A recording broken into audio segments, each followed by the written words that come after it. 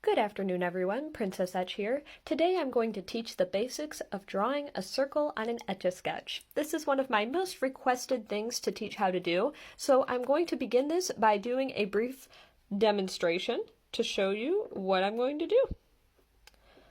So this is a circle that I'm drawing on an Etch-a-Sketch in real time. Now, I promise you that I make it look a little easier than it might be to most of you when you're just learning. And here we are. So here's a circle. So I'm going to erase this and start my stylus over here near the center. And the first thing I want to talk about is the knobs on an Etch-a-Sketch and what they do.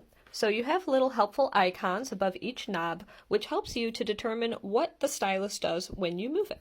So this side goes horizontally, or when you turn it counterclockwise or toward the left, it makes it move left, or it makes it move right when you turn it clockwise or toward the right, like so. So then we have the vertical knob here, so that's the right knob, and when you turn it clockwise, it makes the line go upward, or when you turn it clockwise, or counterclockwise, my bad, it makes the line go down. So that's the basics for drawing lines on an Etch-a-Sketch. Now let's get down to circles. So I'm going to erase my Etch-a-Sketch again. And now I'm pulling out a helpful little transparency that I created for my workshops. One of the many things I do as an Etch-a-Sketch artist is teach workshops on the basic of Etch-a-Sketch. So I have placed this little transparency here, and the bottom three shapes are what I'm planning to focus on today. I consider these to be the building blocks of drawing a circle on an Etch-a-Sketch. So first, let's find out where our stylus is. Here's a helpful little hint. So I'm going to bring my line to where I want to begin. I'm going to push it maybe up here. And now when I erase my Etch-a-Sketch like so, where the stylus was left off last is where it's going to begin. So I'm going to place this transparency on the screen and essentially trace over this first shape here. So the first shape that you see on the left, which is kind of a blocky combination between, I'd say, a square and a circle, is designed to get you comfortable with which directions you need to turn the knobs in order to accomplish a circular-like clockwise shape. You can turn the knob in either way. You could have made this clockwise or counterclockwise. It doesn't matter. So the next shape is what I consider to be the missing link. So this stop sign-like shape, or octagon, is really helpful in getting you used to turning both knobs simultaneously. So we need to go up and to the right, which means we need to turn the left knob toward the right, which is this way, and we need to turn the right knob upwards, which is also this way. So we're going to turn both knobs right. And now we're at the horizontal point, which means that we only need to turn the left knob. We're going to turn that right. And I'm going to just offset this a little bit so you can see what I'm doing. And now we're going to turn the left knob toward the right because we still need to go that direction, but we need to go down this time instead. So I'm actually going to turn both knobs inward, like so. And now we just need to turn the right knob. Now we're going to switch to turning both toward this direction over here. It's funny, it's actually harder for me to explain this than for me to do it. It's such muscle memory. So now we're going to just need to turn the left knob because we're working purely horizontally. And the last step is to turn both so that we're going this direction. So that means that we need to turn upwards and toward the left. So this one we're turning both outwards, essentially. There we go. And so now we have what I would call like a stop sign-like shape. Now what I really like about this shape here, and I'm retracing it right now as you might see, is that it's allowing you to get more comfortable with the exact configuration you need to turn the knob consistently in order to create the circle. So now for the hard part. Now this, I'm probably not going to be able to explain as adequately as I possibly can, but A circle is so difficult because you need to be turning both knobs simultaneously in different directions at different points and at different speeds. So if you think of this like slopes, whereas this one we were doing the same speed for each edge of the octagon, for this one we're going to have to start creating curves, which means that we're going to have to slow down turning one knob while turning the other more quickly. So at the beginning of this circle here, you'll notice that it's a pretty intense upward vertical slope, which means we're going to need to turn the right knob or the vertical knob more quickly than the left knob. And I'm going to do this slowly so that I can show you. I like explaining drawing a circle in 4 quadrants because that's essentially what I feel like I need to do when I'm drawing one. So let's take it nice and slow. We're starting with this. We have to go faster in the beginning, and then near the center of this quadrant, we're going to be turning both at the same speed, and then at the end, we're going to be turning this more quickly while this side slows down, because near the end of that quadrant, it's going to be more horizontal in nature. Okay, so here we go.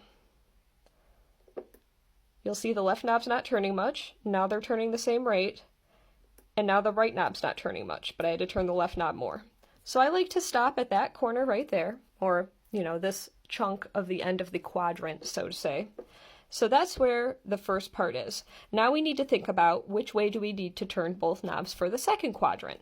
Okay, so we have the left knob. We know we need to go toward the right, so we need to go clockwise, or inward, if you want to consider this like the center, inward. And now for the right knob, we need to go downwards, which means that we need to turn the Etch-a-Sketch knob. Let me think here for a second. I'm going to do a test for that. Okay, we also need to go inwards for that knob too. Like I said, this is more muscle memory for me, so it's ironically more difficult for me to explain it. So, as we've done with the first quadrant, we understand that at the beginning of this quadrant, we are going to need to turn this knob more quickly than this knob in the beginning, and then at the center of the quadrant, we'll be turning them both essentially at the same speed. And then at the very end, we're going to be turning the right knob more quickly than the left knob because we're going to be more vertical in that part of the quadrant. So here we go. And I'm taking it nice and slow. Now, I'm using a transparency right now that I've created for my workshop classes, but you don't need a transparency to practice this. In fact, one really helpful thing to use is if you set a quarter on top of your Etch-a-Sketch or any small circular object that you can use as a guide. One of the benefits of using a transparency is that you can see inside of the circle as well if you go off track versus an opaque quarter or any coin you have where you can't see if things kind of go awry. So now that we've finished the second part of the circle, we will now figure out which way do we need to turn both of the knobs for the third part of the circle. Okay, so we know that we need to go toward the left, so we need to turn the left knob this way, and we need to go down more, so we're going to continue turning the right knob this way as well. So, okay. Here we go. I'm going to place this transparency back over here just to keep it kind of consistent. And as you remember, here we go, there's the third quadrant. At the beginning, I had to turn the right knob more quickly because I was going more vertical. And then near the end, I had to turn, did I say left knob there? I meant the right knob more quickly in the beginning and then the left knob more quickly at the end. Whereas in the middle, I was turning both at almost the same exact speed. Okay. So now this might be considered by many to be the most tricky part. We need to connect this to this part. But let's use some logic here to figure out which way we need to turn the knobs for this last part. Okay, so we have the left knob. We know we need to keep going toward the left, so we need to turn it this way. And the right knob, we're now going up, so now we need to turn it this way. There we go, that way. Okay, so at the beginning of this, we're going to need to turn the horizontal knob a little more quickly because we're more flat at the beginning of the circle. And then in the center, we'll be turning both simultaneously at the same speed, roughly. And then at the end, we will be turning the vertical knob more quickly than the horizontal knob. So I'm going to move this out of the way, and let's do it.